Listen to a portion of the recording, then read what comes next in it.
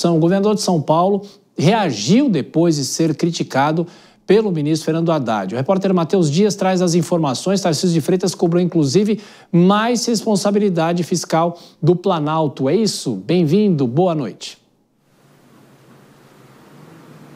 É isso, Thiago. Boa noite para você, boa noite a quem nos acompanha. Continuando nesse assunto, então, da derrubada da medida provisória do IOF no Congresso, Haddad também se posicionou mais cedo em coletiva de imprensa. Ele, depois que veio à tona que Tarcísio de Freitas teria agido junto a líderes do Centrão para derrubar essa medida, é o que diz a oposição, que Tarcísio teria ligado para líderes do Centrão para não aceitarem essa proposta.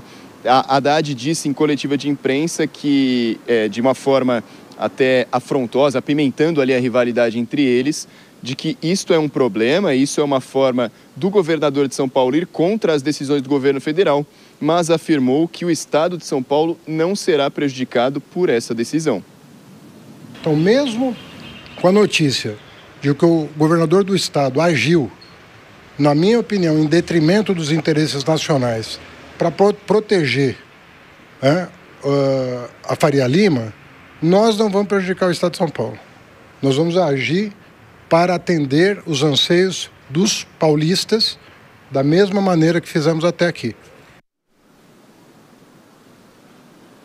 De início, Tarcísio de Freitas, governador de São Paulo, ele tinha negado a participação na votação do Congresso. Ele disse que isso era de responsabilidade dos parlamentares e que Tarcísio estaria apenas preocupado com pautas do governo do estado.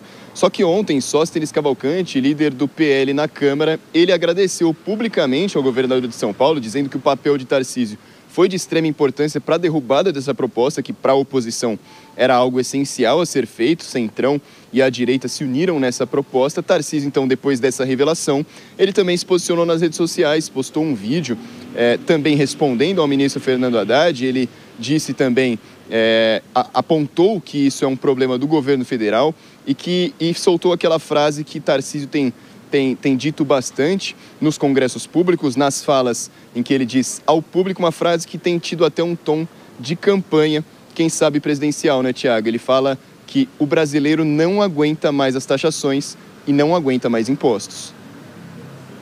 Fez uma prévia do que nós vamos acompanhar no ano que vem, mas a gente vai agora ouvir o trechinho do governador de São Paulo, Tarcísio de Freitas. Agora o PT quer me acusar de ter trabalhado para evitar que o governo cobre mais impostos da população. Estou trabalhando por São Paulo, para mudar a vida das pessoas, para fazer a diferença. Ninguém, nem eu, nem o país vai apoiar. Já chega. Vamos parar de inventar culpado. Tenha vergonha, Haddad. Respeite os brasileiros. Matheus, para você concluir, a fala do governador Tarcísio incisivo em relação ao ministro da Fazenda. Pois é, foi bastante incisivo, né, Thiago? A rivalidade entre os dois está posta à prova, mesmo que Haddad já tenha dito que não concorrerá à presidência, que vai ser Lula, a gente vê bastante essa rivalidade entre Tarcísio e as personalidades do governo federal, seja Lula, presidente da República, ou Haddad também, ministro da Fazenda. Mas essa proposta, então, derrubada no Congresso, ela visava taxar investimentos e prometia uma arrecadação ao governo federal de 17 bilhões por ano. Derrubada. E, ao que parece, com apoio do governador de São Paulo, viu, Thiago? É isso. Matheus Dias trazendo as informações aqui de São Paulo, a fala do governador, até daqui a pouquinho. Deixa eu girar mais uma vez os nossos comentaristas. Começo agora pelo Túlio Nassa. O Túlio, a gente falava já agora há pouco sobre centro, sobre essa história da polarização. Eu queria te perguntar o seguinte, esse é um tema que também se politizou aqui no Brasil. E talvez para fazer uma discussão um pouco mais clara, mais ampla, efetivamente, o que importa, se é possível fazer uma conciliação de todos os lados nessa discussão em relação à economia, em relação a taxações, quem paga mais, paga menos, mas fica muito nós contra eles de novo, não é? Pois é, Thiago. O grande problema é esse. Se chama populismo. Esse tema está em torno do que a gente chama de populismo. E eu sempre cito aqui Henrique Krause, que é um grande historiador sobre populismo. Ele dizia que o populista incita a parcela da sociedade que ele pretende dividir. Ele alimenta o ódio de classes. E é exatamente nessa onda que o governo quer surfar. Mas até que ponto vai a narrativa do governo? Até que ponto é crível essa narrativa de querer convencer a população de que é bom pagar mais imposto, de que é bom cobrar mais imposto. Meu Deus do céu, a cobrança de impostos demasiada, ela leva vários fatores horríveis para a economia, como, por exemplo, afugenta investimento, aumenta o risco Brasil, ela também provoca um endividamento. Hoje nós estamos quebrando recorde de pedidos de falência e de recuperação judicial. Pelo fato do governo não reduzir despesa e ter que aumentar imposto, o Banco Central tem que fixar a taxa de juros em 15%. 15% é a segunda maior taxa de juros do mundo.